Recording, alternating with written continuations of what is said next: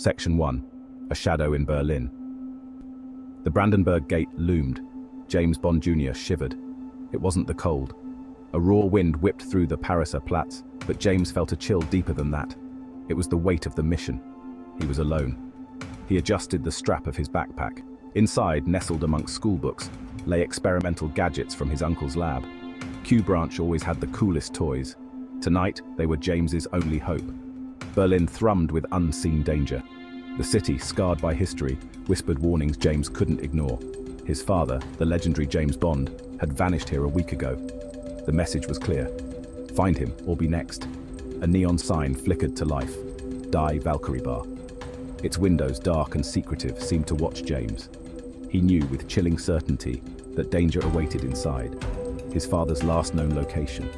James took a breath, steeling himself. He was a Bond. He would enter.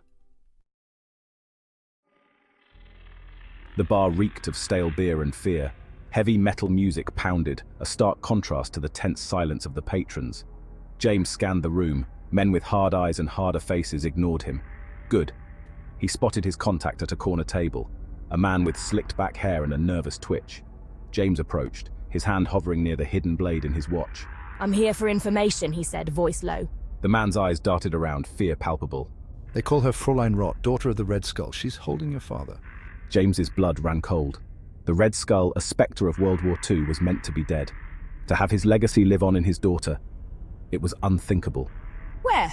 James demanded. The man leaned in, his voice barely a whisper. An abandoned factory, East Berlin. Be careful, kid. She's not playing games. "Neither am I." He shoved a crumpled piece of paper into James's hand, then vanished into the crowd. The factory was a graveyard of machinery, a haunting reminder of a bygone era. The air was thick with the scent of rust and decay, and every corner seemed to whisper tales of forgotten labor and lost souls. Rusting metal groaned under the weight of James's footsteps, each step echoing through the cavernous space. The floor beneath him felt unstable, as if it could give way at any moment, adding to the tension that gripped his heart. He moved like a shadow, senses on high alert. Every creak and groan of the old factory seemed amplified in the silence, making him hyper-aware of his surroundings. He knew he had to stay hidden, to remain unseen if he was to succeed in his mission. He had to find his father, but more importantly, he had to get them both out alive. The stakes were higher than ever, and failure was not an option. His mind raced with thoughts of what could happen if he didn't succeed, but he pushed them aside, focusing on the task at hand. He found his father in a cage, suspended high above the factory floor, bound and unconscious. Rage surged through James, a fiery determination igniting within him. He couldn't believe the cruelty of their captors, and he vowed to make them pay. He wouldn't let this Nazi spawn win. The thought of his father's suffering fueled his resolve, and he knew he had to act quickly. Time was running out, and every second counted. Well, well, well, the son of James Bond. A voice purred from the shadows. The tone was mocking, dripping with malice, and it sent a chill down James's spine. Fräulein Rott emerged, a vision in black leather and crimson lipstick. Her presence was both commanding and terrifying, a stark contrast to the dilapidated surroundings. She exuded an air of confidence, as if she had already won. Her eyes, cold and calculating, sent shivers down James's spine. They seemed to pierce through him, reading his every thought and intention. He knew he was facing a formidable opponent, one who wouldn't hesitate to kill. "You've inherited your father's looks, but do you have his courage?" Her words were a taunt, a challenge that cut deep. James felt a surge of anger, but he knew he had to stay calm, to keep his wits about him. She lunged, her movements swift and deadly. The glint of the knife in her hand was a stark reminder of the danger he was in. James, caught off guard, barely dodged the glint of a knife. The blade sliced through the air where he had been just moments before, a close call that left him breathless. He scrambled back, heart pounding. The adrenaline coursing through his veins made him hyper-aware of every movement, every sound. He knew he had to stay one step ahead if he was to survive. He had to think fast. His mind raced with possibilities, each one more dangerous than the last. He needed a plan, and he needed it now. He activated his jet-powered backpack and soared upwards, just as Fräulein Rott lunged again. The sudden burst of speed took him out of her reach, giving him a moment to regroup. He deposited his father on a nearby catwalk, then turned to face his attacker. The sight of his father, still unconscious but safe for the moment, gave him the strength he needed to continue the fight.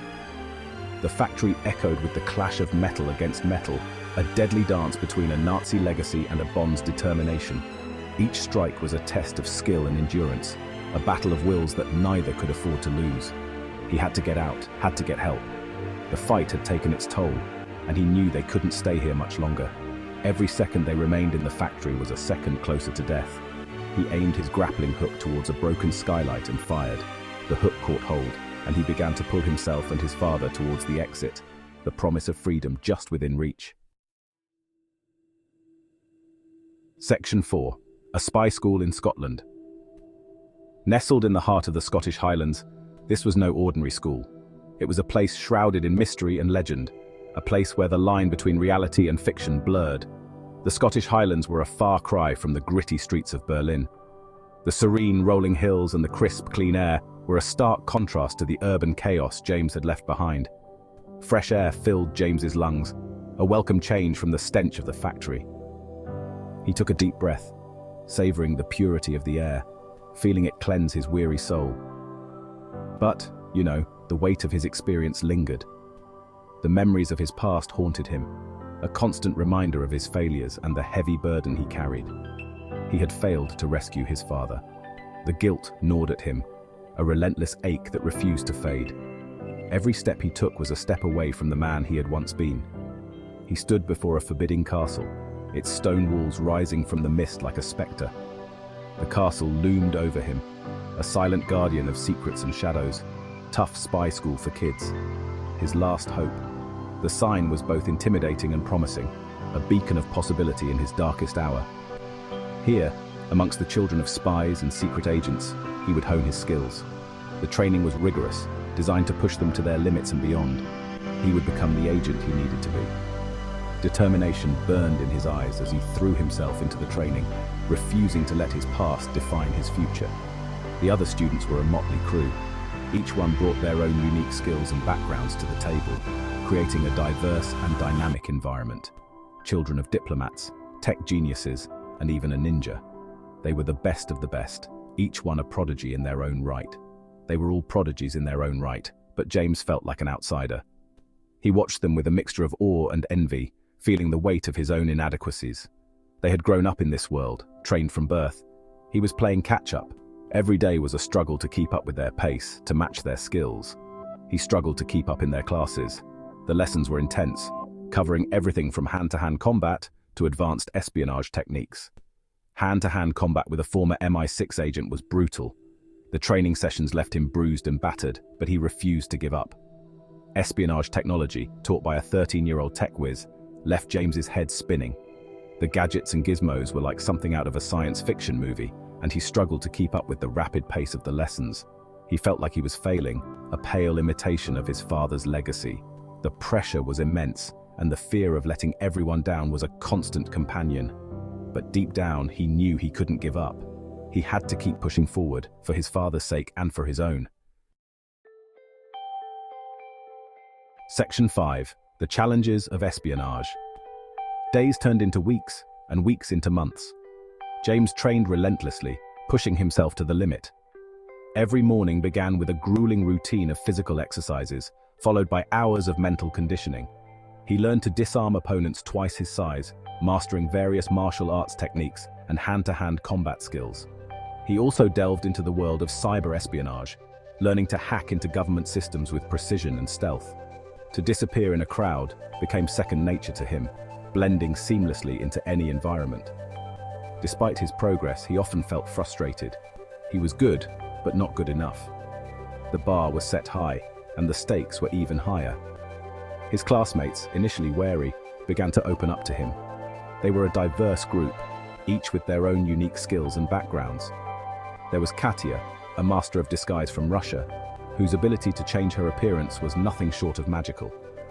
Her icy exterior hid a sharp wit and a keen sense of observation, making her an invaluable ally. And Pierre, a French tech whiz, who could build complex gadgets from the most mundane objects. He taught James the art of improvisation, turning everyday items into tools of espionage. One chilly afternoon, during a particularly grueling training exercise, the cold bit into their skin, making every movement a challenge. James found himself partnered with Sarah, a girl from America with a knack for stealth and agility. She could pickpocket a master thief without breaking a sweat, her fingers moving with lightning speed and precision. You're getting better. She said, a rare smile gracing her lips. It was a small gesture, but it meant a lot to James. I have to be. James replied, his gaze distant. He couldn't afford distractions. Every moment of training was a step closer to his goal, not while his father was still out there, somewhere in the clutches of their enemies. I have to be ready. Ready for what? Sarah asked, her brow furrowed. James hesitated. The weight of his secret bore down on him. He couldn't tell her the truth, not yet. The mission was too critical, and trust was a luxury he couldn't afford. But he knew he couldn't do this alone. He needed their help. Together, they could achieve what seemed impossible. The path ahead was fraught with danger, but with his newfound allies, James felt a glimmer of hope. They were more than just classmates. They were a team, bound by a common goal and the challenges of espionage.